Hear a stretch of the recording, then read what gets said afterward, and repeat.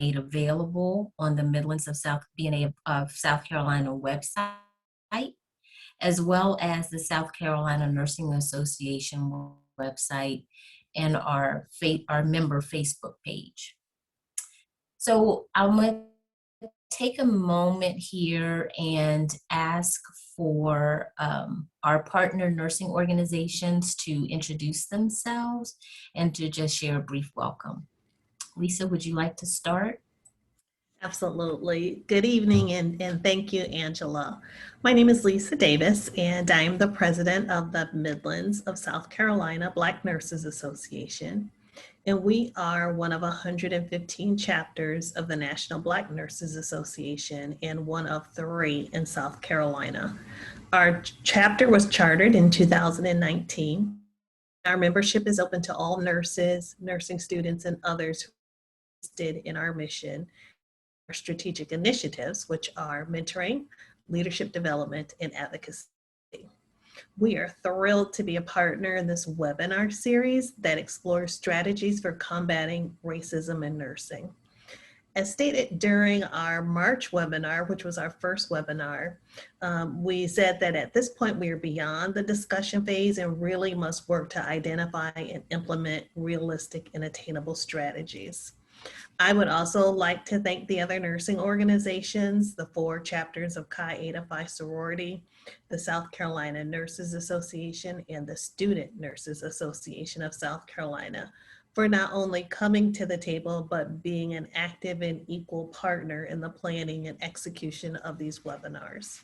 Special thanks to all of our participants, you all, for creating time in your busy schedule to join us this evening. I'm sure that you will enjoy the panel discussion again as we explore this topic this evening from a nursing practice / workforce perspective. Finally, a special thank you to Angela for agreeing to moderate this evening's session. Thanks again.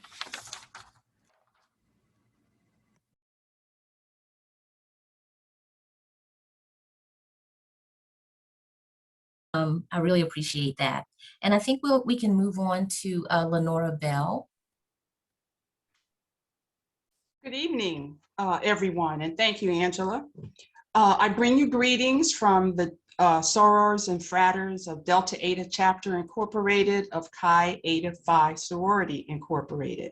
And we are happy and thrilled to partner with the South Carolina Black Nurses Association and our other Chi chapters in South Carolina. We have 5 Chi Eta Phi sorority chapters in South Carolina.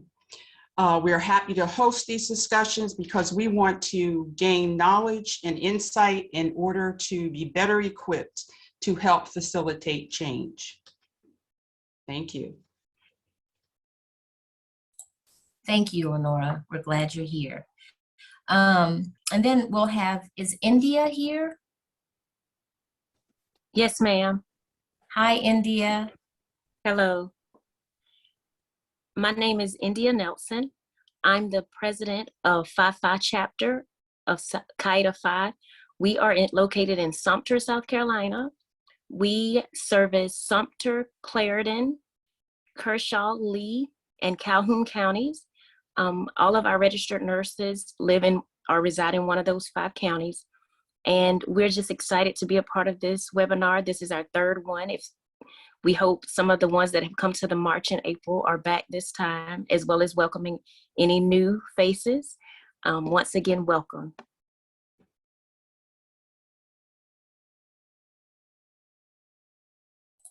Thank you, India. And then we'll have Disney Cuddington. She's with the South Carolina Student Nursing Association. Disney. Hey, good evening. Thank you, Angela. Yes, my name is Disney Cuddington. I got the pleasure of actually standing in for Reagan Kahn, the president of SNASC this evening. I'm a nursing student, soon to be graduate in August from Midlands Technical College. And again, it is my pleasure to represent SNASC here with you all this evening. And I look forward to hearing from the panelists. Thank you. Thank you, Disney. And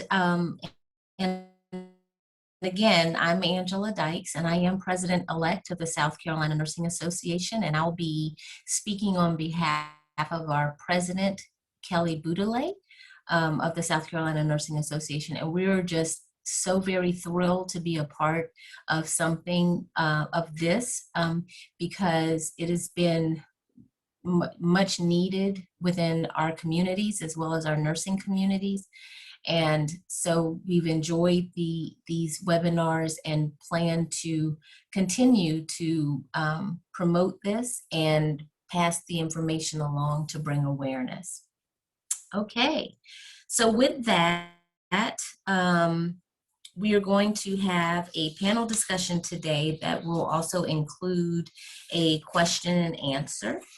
I'm going to ask you to list your questions in the chat box as we're going through this program this evening, and we will address them. And now I'll introduce our panelists. First, I have Dr. Shara Rhodes. Dr. Rhodes serves as the Director of Education Programs for HCA Healthcare in South Atlantic Division of the Center for Clinical Advancement. She also leads a team of specialty educators who serve as consultants for education design and mentors for facility-based educators.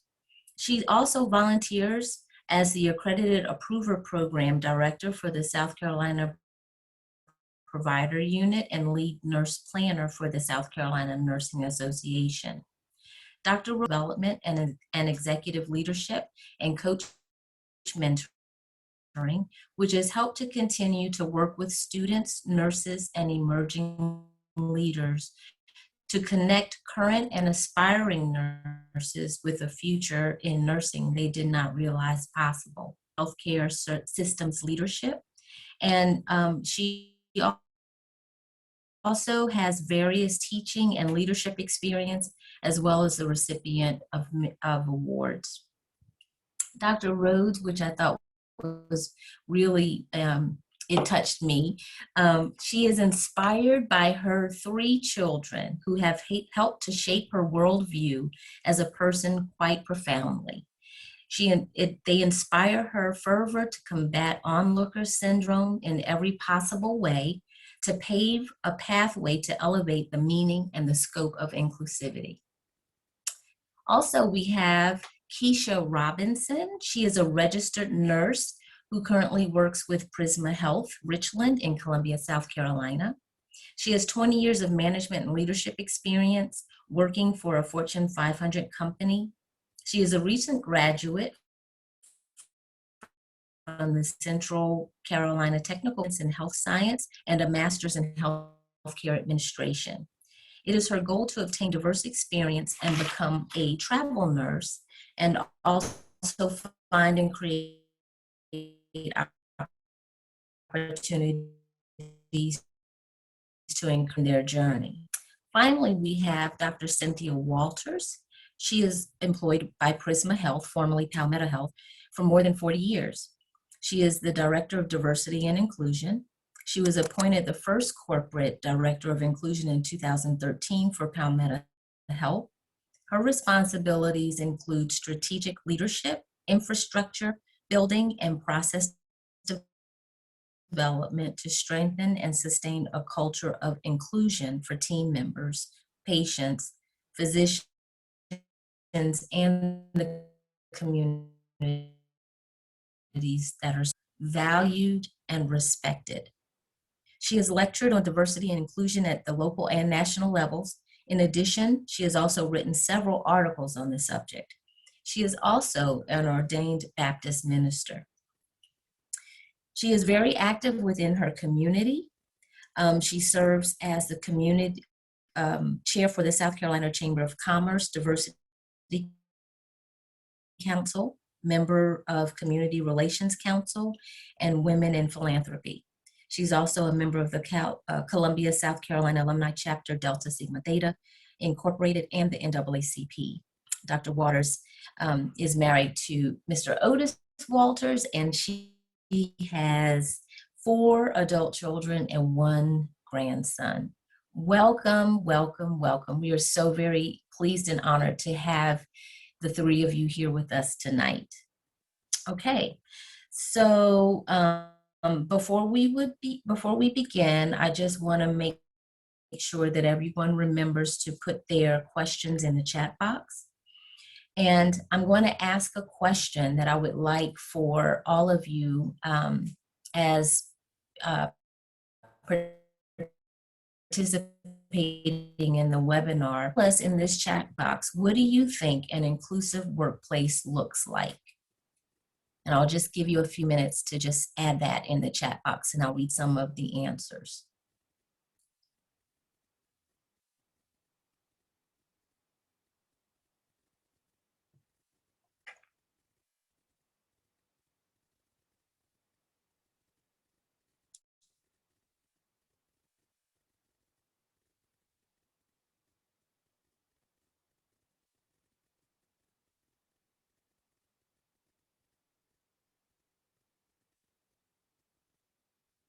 Okay, everyone feels a sense of belonging. I see equal opportunity. An inclusive workplace should mirror those that you serve. All employees are given fair and equal treatment.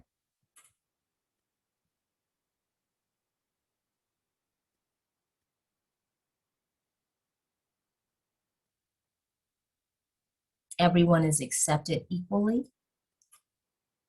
Multiracial, multi-gendered, belonging, no fear.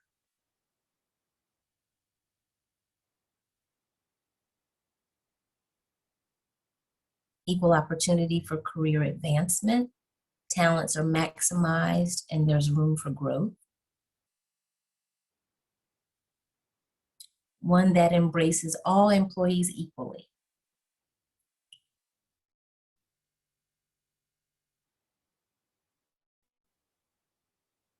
Those are all very good statements. I would also like to share some information that that I found on the definition that I just asked. And this is according to the Society for Human Resource Management. Need to build a culture where everyone feels valued and heard. And then I see more that are just trickling in that says that one that embraces all employees equally, full representation of the local and broader racial and cultural community in all levels of the organization. Perfect. All right, so we're going to, so the objectives of our webinar today are to identify strategies to encourage nurses to speak out against racism in the workplace, and also identify initiatives implemented in the nursing workplace to combat racism.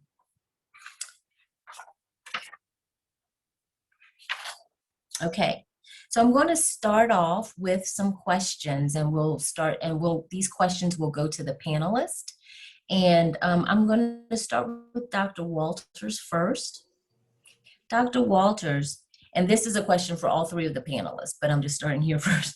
Do individuals understand what an inclusive workplace means?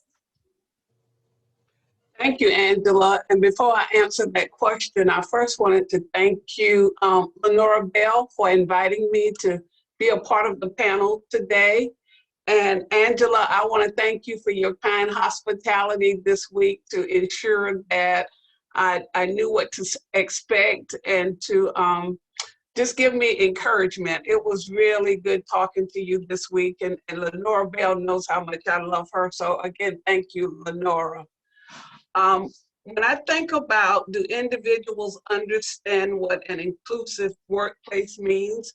As you saw the answers in the chat, different people have different answers.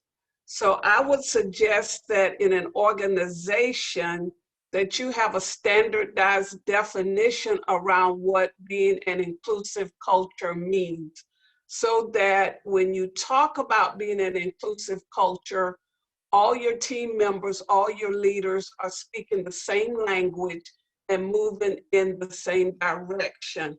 Unless an organization takes time to build a framework around what an inclusive culture is, people may tend to have their definition And then they feel like the culture is not inclusive if it does not meet up to their definition.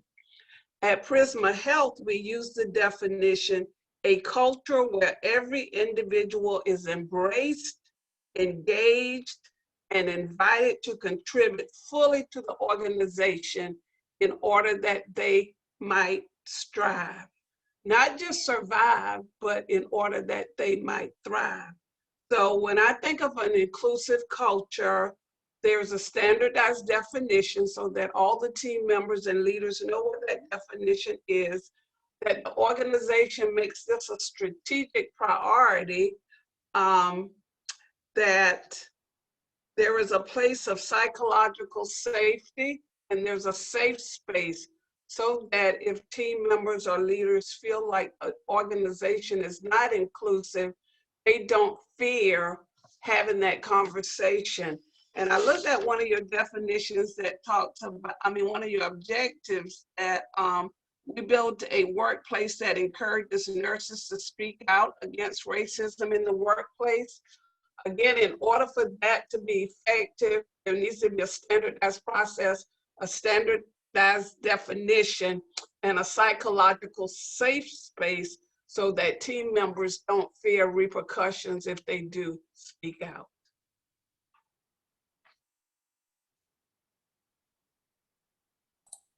Thank you, Dr. Walters. So, Dr. Rhodes, would you like to answer that question?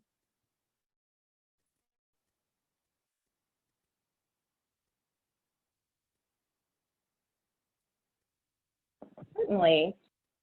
This is a really great question to ask, and I appreciate Dr. Walters' response. I think it was very eloquent, very well stated in that each individual does bring their own understanding of what inclusivity means in the workplace, and the dangers of that individual understanding would be if we're not aligning to some standard of what we want to achieve as an organization, then you do run the risk of people feeling singled out, and they feel that their expectations aren't being met and that the environment is not inclusive of them on their own terms. I don't necessarily feel that that is wrong, but the act itself can somewhat be limiting, right? So if we're limiting our mindset in terms of what inclusivity is and not being open to the organizational definitions and moving together as a team towards a common goal, then we do run the risk of being the opposite and being exclusive of others who don't think like us. Many of us feel that the definition of an inclusive workplace is one that I feel like I can belong to, and I feel like I can be myself and have that dialogue in that safe space. But there are often times when the goal of achieving that inclusive workplace can have counter effects as well. So if we're not addressing the understanding that each individual has unique to their own, and just tying that back to what the greater organizational missions are, then we're losing out for certain. I can appreciate, when we think about people who work for NASA, and this is a story that I heard, and it'll always be my favorite story in terms of organizational development, but if you walk up to a person who is sweeping the floor or someone who's working in a computer control room and you ask that person how they're contributing to the mission, each of them is going to say, I'm helping to put a man on the moon. And that's important. It's really important, especially now as we're looking at the changing landscape in nursing. And if we don't believe that nursing is changing, then we better look again. But it's really important that inclusivity is there in terms of the staffing, because the staff and their understanding and perception is certainly going to impact the care that's being given to our community as well. Thank you, Dr. Rhodes. What about you, Ms. Robinson? From your perspective, do you think that individuals understand what an inclusive workplace means? I do agree with, everyone having an understanding of what the organization's objective is as far as inclusivity.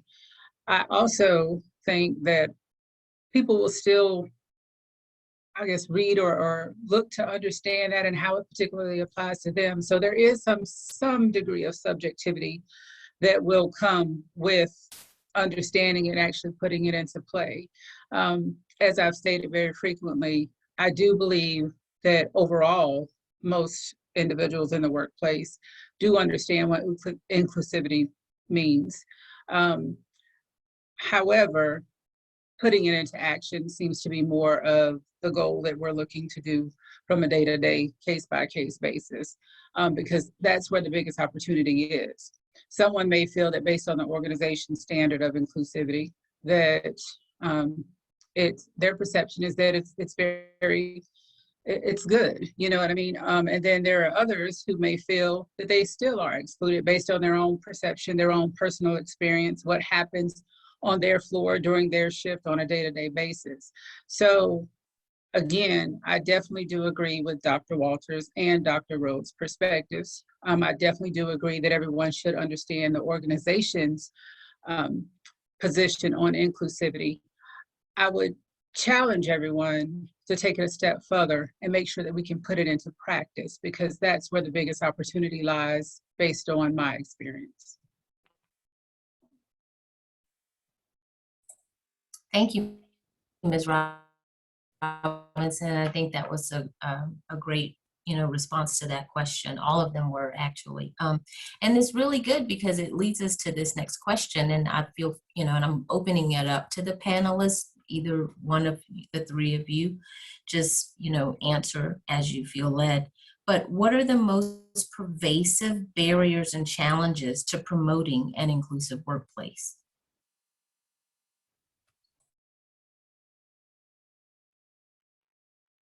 Hi, Angela, it's Shara. One of the introductory courses for any entry-level psychology class is a case study on the bystander effect. So we go through a case study about a young woman who was murdered in New York several decades ago. And this was a brutal murder. It was an attack where her murderer attacked her in the dark outside on the street and left and came back several minutes later to continue his assault on her, and left again and came back. And throughout this time, she was yelling and screaming and asking for help. And some people turned their lights on or turned them back off, but people ignored her because they all thought somebody else was going to call for help. They all thought that somebody else was going to take care of it, or they thought that it was just a domestic dispute. It was none of their business. And this is one of the most pervasive barriers in the workplace, is that bystander effect. And so not feeling empowered to speak up when there are instances of racism that occur in the workplace. And a lot of that is sometimes driven by fear of retaliation, which just contributes. It's another challenge that people face. And then also not wanting to contribute to stereotypes. It's difficult to speak out against something that we're really passionate about without being typecast into a certain view. So there's a couple of different elements that come into play here, whether that be fear or not feeling empowered to speak out against what's happening, and then also not knowing. So not having that safe space and not knowing where the resources are in terms of connecting with someone to start or continue that conversation and do the work that needs to happen to promote an inclusive workplace.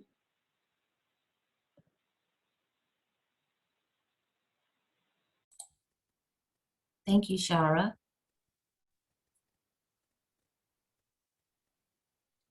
Hey, go ahead.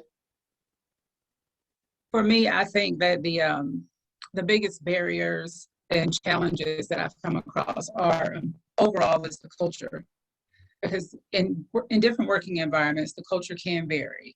But I do see where, because this is the way we've always done things, or, oh, that's just how she is, or that's just how they are, or several different experiences have made individuals feel as if nothing will be done to change it, and almost that sense of hopelessness or helplessness, or as Dr. Rose stated earlier, the fear of speaking up. Is someone going to retaliate? All of these things come into play when we are trying to promote inclusivity in the workplace, because sometimes we have to find the courage and be brave enough to stand on our own for a moment.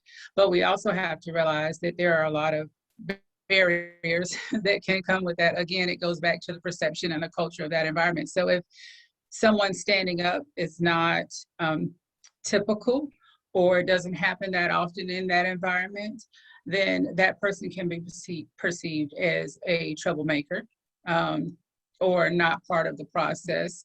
So there are a lot of different things that I think could come into play there, but the biggest challenge that I see is the overall culture of the organization, as well as the culture that varies from floor to floor, working in the hospital setting.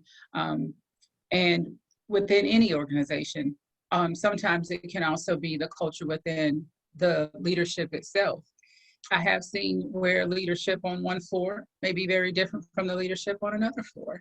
So the culture, again, on that floor is different. And you may have a situation where everyone does feel more included, or people may feel like it's okay to speak up, or there's not a fear of retaliation there. And then in other areas, not so much. So I think, again, we need to try to find a compromise and develop and help influence and drive a culture where it's the same across the board.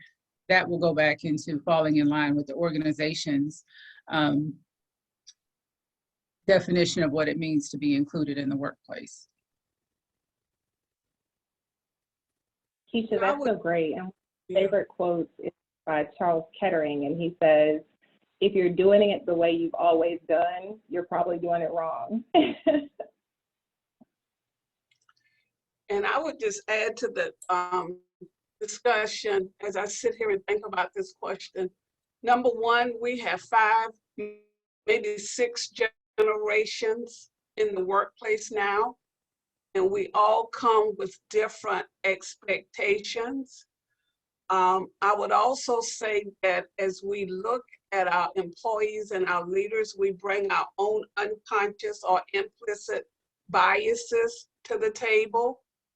I agree with Dr. Rose that as we do training around bystander intervention and helping people to understand how to stand up against racism, how to stand up against things that are not right.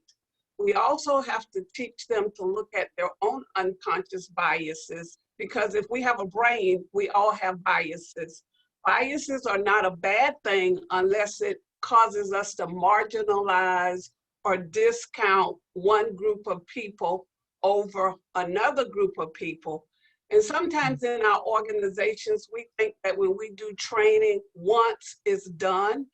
But as we talk about diversity and inclusion, we're looking at people's culture, how they were socialized, what's in their hearts. Sometimes we're asking them to think differently than what their parents taught them. And I always tell people this diversity and inclusion work is heart work, H-E-A-R-T, and it's also hard work, H-A-R-D, because we're trying to get people to sometimes think differently. And maybe because of those biases, we can't think differently. I also think that another challenge is the inconsistent messages that we have in our organizations from our leadership. Some groups may be penalized differently than other groups.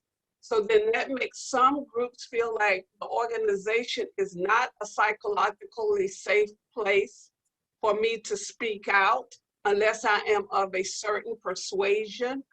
I really liked what Keisha said. It's about culture. And we always know if you put good people in a bad culture, culture wins every time. You can't get beyond the culture. And then the other thing I think is a barrier and a challenge is understanding the difference in equality and equity. There are times when things need to be equal. Our work hours, our salaries, our benefits. But there's times when equity needs to come into play too, depending on who the individuals or the groups are. And I know you've all seen the analogy of the three men trying to look over the fence, and then they give each one a box, and they still can't look over the fence equally. But the little short guy needed like 3 boxes to look over the fence. The guy in the middle might only need 1 box, and the guy on the end probably can see over the fence. But I like to talk about liberation. How do we take the fence down so that we walk into our organization and we feel like we belong, we feel like we are affirmed, we feel like we can contribute, and we're there to strive. And unless our messages get consistent, unless we take people out of the equation, I think we will always have these barriers and these challenges when we talk about building an inclusive culture. But you just have to keep chipping away. How do you eat an elephant? 1 bite at a time. Absolutely. That is so very true. Well, I've enjoyed these answers so far, and I just want to remind the participants who are listening and on this webinar, please feel free to put some questions in the chat box if you like, and I will make as well. So this leads me to yet another question that we have, and if you do, can you share, any of you have had any experiences that have allowed you to speak out and change racism in your workplace?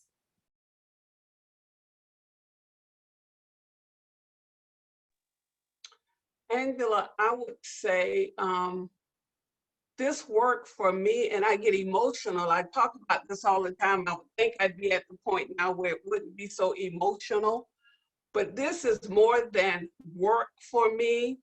I am a baby boomer. When I was in high school, I was the only Black person in my high school for 2 years. When I began to work at Baptist Hospital, I was the first African-American leader. You know, the white folk tried to figure out, why am I there? And the Black folk were like, well, who do you think you are?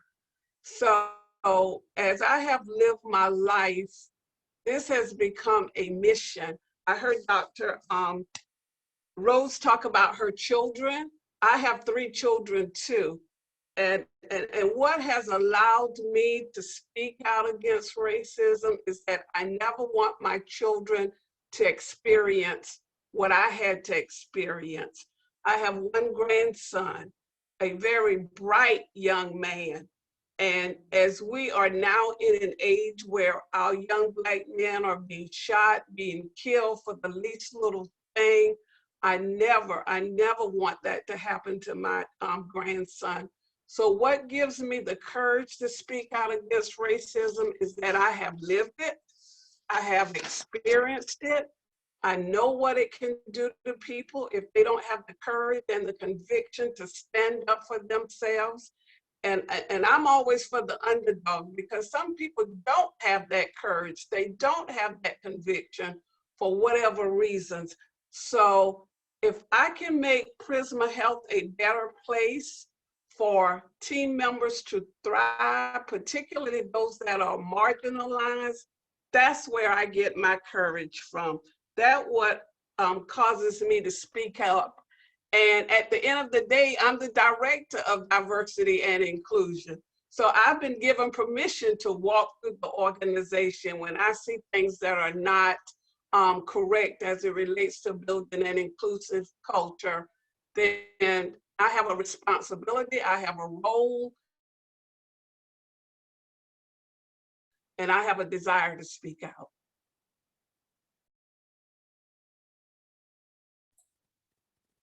Thank you, Dr. Walters. Either of the other panelists have anything they would like to share?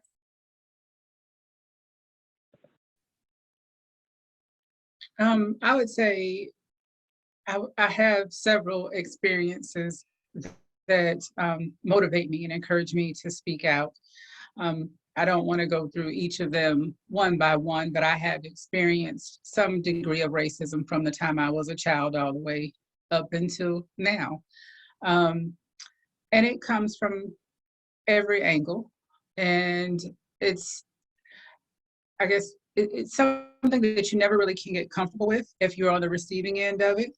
And I have seen where, while I'm able to stand up for myself and advocate for myself, I have seen where others are not so comfortable doing that.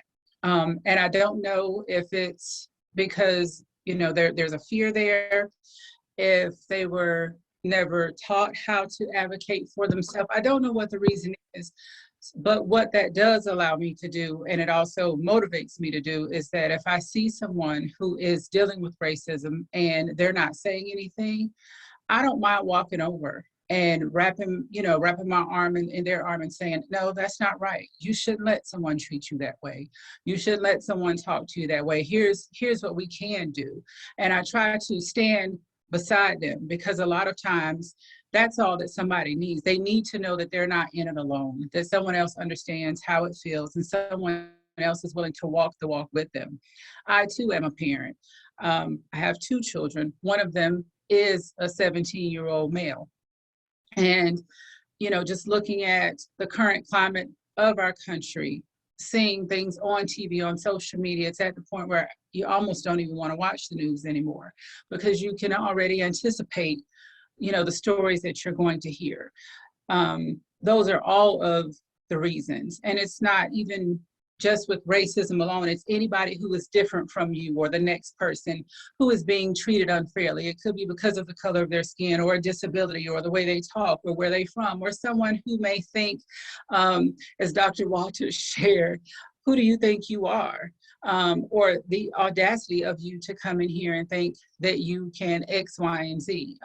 All of these things come into play as far as my personal experience that will always motivate me to encourage someone else, to stand with someone else, to speak out on anything that I see as an injustice or unfair, not just in the workplace, but in my community, at schools, at church, wherever it may be.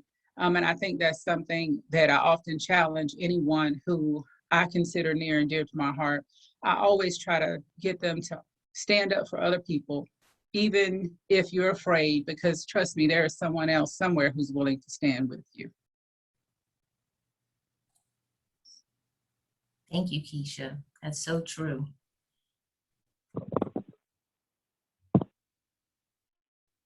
Angela, I had an opportunity to be a part of a learning experience with a professional organization who was doing an experiment on introducing diversity education into the practice setting. And this was a 4-week-long experiment. We came together once a week for an hour, and we went through discussion questions. Some of them were really difficult discussion questions and dredged up reflections from the attendants that made them uncomfortable, some more uncomfortable than others. And that experience that I went through was just earlier this year.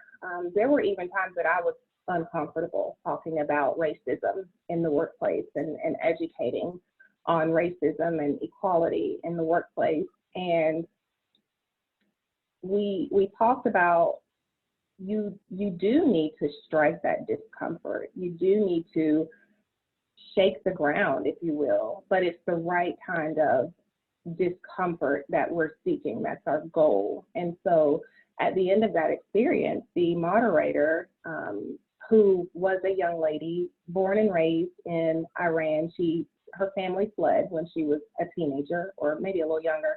And then she grew up in New York, but she's gone through a lot of experiences that I've gone through or family members of mine have gone through simply because of the relationship the U.S. has with her home country.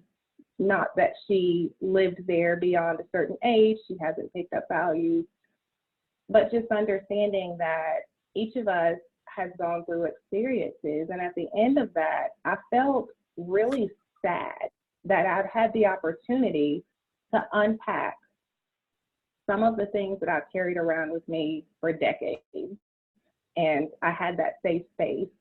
And I was sad because I realized in that moment that I really didn't have a lot of other safe spaces like that, especially in a professional setting. And many of these experiences I took right in my office at work. And outside of my closed door, there was no perceived safe place for me. And our moderator said, "What are you going to do tomorrow? You've been with me for 4 weeks. How has this changed you? And what are you going to do tomorrow to make things different?" And we challenged ourselves, and my stretch goal was, I need to be empowered to speak out and do something. And it doesn't have to be perfect, and I'm not going to always say the right thing, but I need to be active and I need to do something. So that experience really allowed me to just be seated in that discomfort, and then empowered me to think about innovative ways to change racism in the workplace. And how can we make things different so that there's not someone else 10 years, 5 years from now, next year, who's sitting in their office going through an experiment like this for the first time and realizing that they don't have that safe space anymore. And to do something and just to kind of light that fire and see it grow and continue to grow and be sustained and not just die out after a little while is really important to me because of that experiment. And Angela, I was just going to share as I listened to Dr. Rhodes. Again, we all have our own unconscious biases and prejudices and stereotypes. And even as the three of us and all of you do this work, you constantly have to keep looking at yourself also. And I put in the chat box, you can Google the Harvard Implicit Bias Association test, and there's several versions of it out there, and take it for yourself to look at where you might have some biases and some prejudices and some stereotypes that are not leading you in a positive direction. Because again, we all have them, and they don't have to be bad, but if they're causing you to think about others in a way that's not positive, then we need to kind of check ourselves. And it might not be racism, it could be classism, it could be genderism. You know, I used to have a thing about tattooism, you know, so I had to check myself there. And a part of that was my culture, how I was raised, that if you had a tattoo, you know, particularly if you were a boy, then my grandmother used to say, "That's a thug, stay away from him," or they used to say they're gay, or whatever they would say because a person had a tattoo. But then when those tattoos came to my house and my young men, you start seeing through a different lens. So I would also encourage you to spend time with people that are not like you. A lot of times we just hang around with people who are like us, and we really don't expand our horizons and really get to know the heart of people versus what we see and what we think we see. Thank you, Dr. Walters. And I also see here in the chat box that someone was kind enough to put the link for the Harvard Implicit Bias Test. So if it is there, if you would like to get that. And yes, so I have one more question that I would like to ask, and I think I would like to start with Dr. Walters, because I feel like it's really, you know, with your position, you know, currently, this would be, you would have some really insightful information. So what are some sustainable strategies that your organization has implemented to promote a meaningful, diverse, and inclusive workplace? You know, the first thing I would like to say is my organization, Prisma Health, is made up of the Legacy Greenville Hospital System in the upstate and the Legacy Palmetto Health System here in the Midlands, which includes Sumter. So we're about 2 years in our process. The first thing we did as we became Prisma Health was to get an external consultant to really come in and look at who we were and who we were not in the space of diversity and inclusion. And from that report, we have put some metrics in place.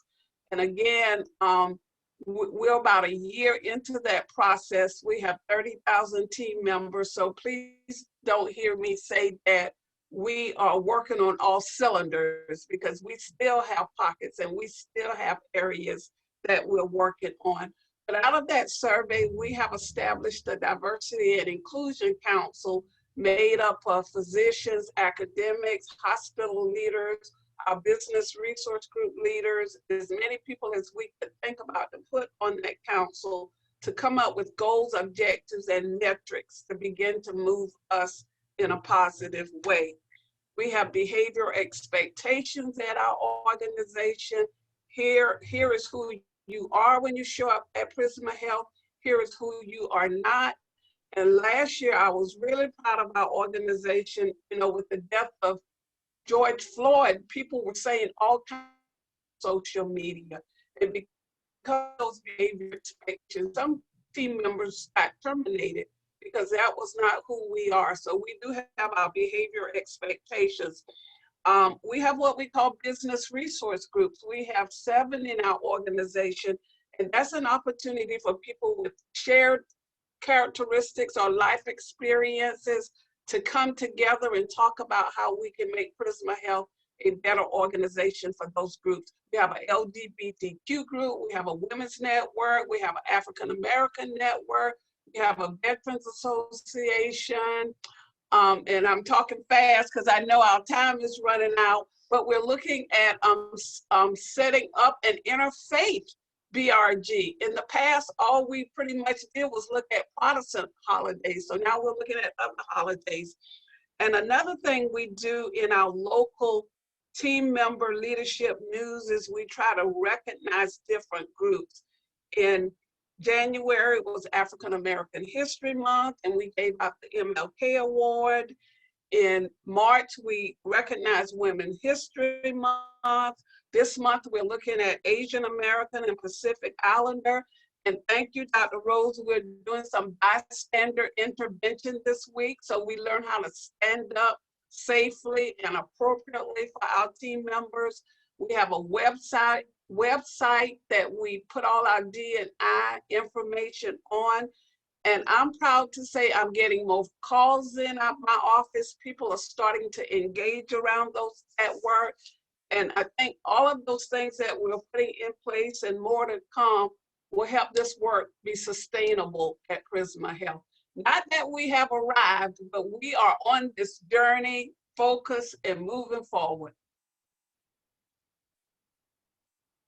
So I'll stop there. Thank you very much, Dr. No, it's great. And thank you so much for that. And I'm going to give 1 minute to either Dr. Rhodes or Ms. Robinson, if you'd like to share.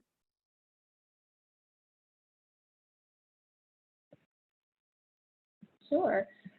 So at the risk of repeating any of the amazing work that's being done at Prisma Health, wow, kudos to you all, Dr.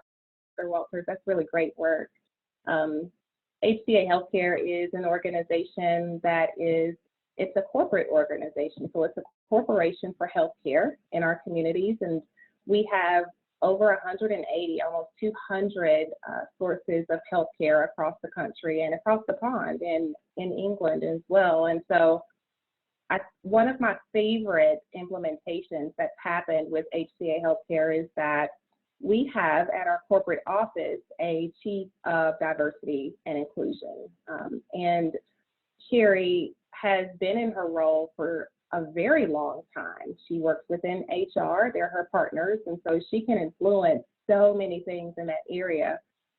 This past year, she was able to create multiple different toolkits that would be walked out to each individual facility. And so those toolkits included information and metrics, as we've identified, really sustainable tools to just lay the foundation for conversations to occur and to identify actions that we can take, measurable actions that we can take at the facility level that go beyond just leadership. So we want to make sure that we're including all staff members from all walks of the organization to be included in the work and report those out to division. We have included diversity and racial matters in our annual leadership camp. And so making sure that we're tying that into the leadership. I think Keisha referenced the culture. The culture's got to be changed.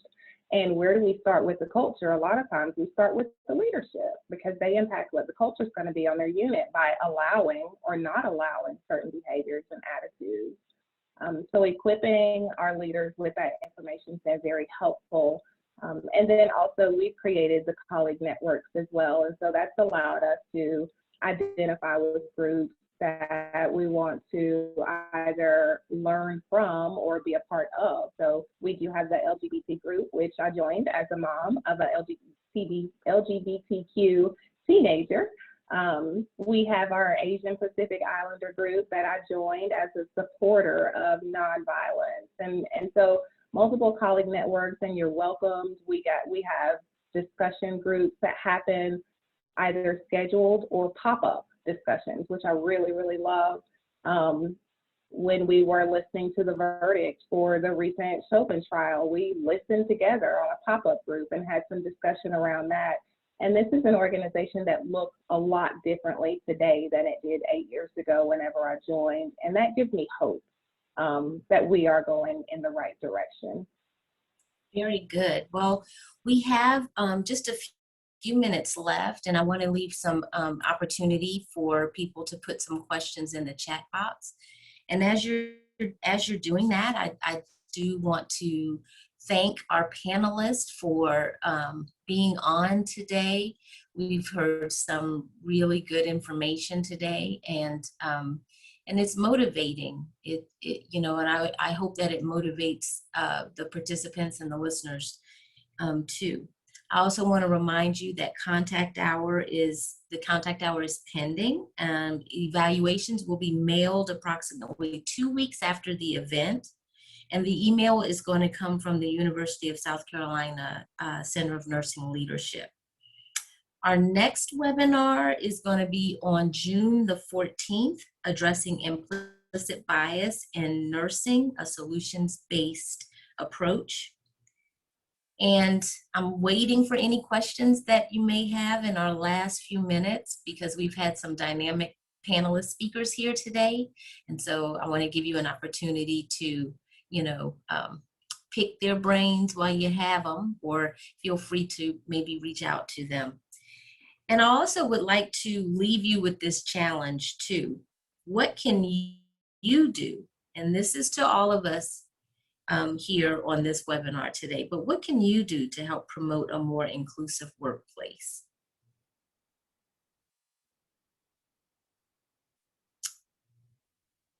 Okay.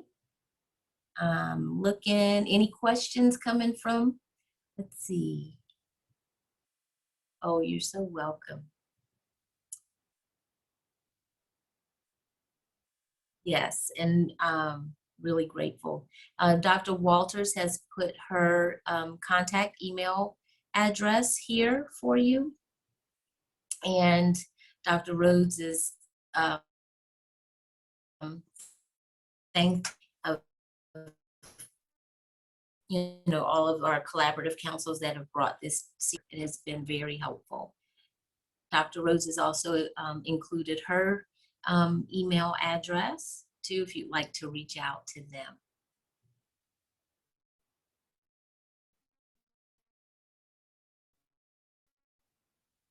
Else we'd like to do, or anything you would like to share before we wrap up? Angela, Lenora here. Could I make a suggestion? Sure. Because our June webinar is on implicit bias, I'm hoping that the majority of the participants tonight will come back for the June webinar. And it would be nice, I think, if they would take that Harvard implicit bias test and be willing to share some of that information that they gleaned from that at our next webinar. Okay. Whoever is so inclined to do that. Here's a question that just came through, and to the panelists: how aggressive should recourse be? I guess would be in addressing racism. We have about 3 minutes left. I guess that goes back to what Dr. Rose said about culture, and how strict that culture is. For me, it's a zero tolerance, but that's just me. I don't own any organization. I work for them. But as I said last year with the George Floyd situation, people were terminated. We had a position terminated because of inappropriate behavior around racism. So my answer would be that recourse should be very aggressive, and that your organization should not stand for that. I absolutely agree with Dr. Walters. I feel like it should be a zero tolerance policy as well, simply because if you allow one person to slide by with it, you're not going to fix the situation. You're going to have several people thinking that this applies to them. Also, too, if you have a zero tolerance policy, that becomes your standard, and no one can say that they're being treated unfairly if you decide to terminate them based on their behavior. You are being consistent and fair across the board.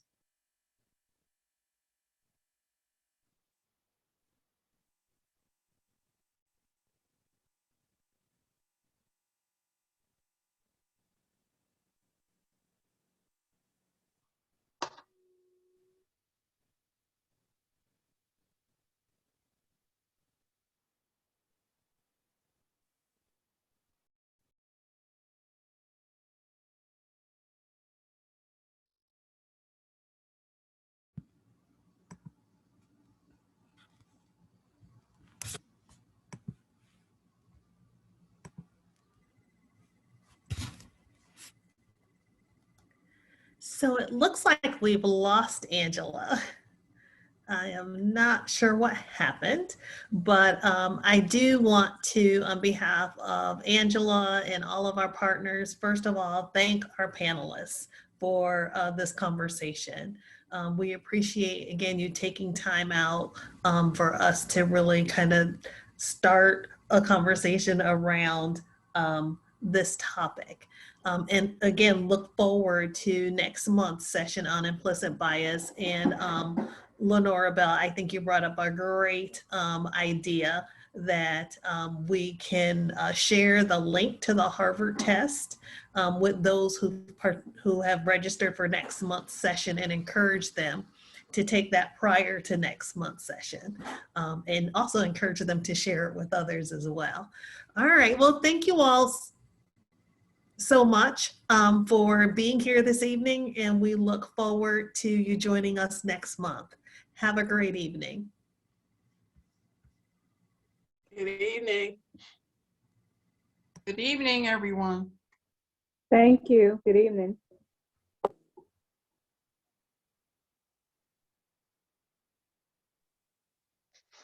Thank you so very much.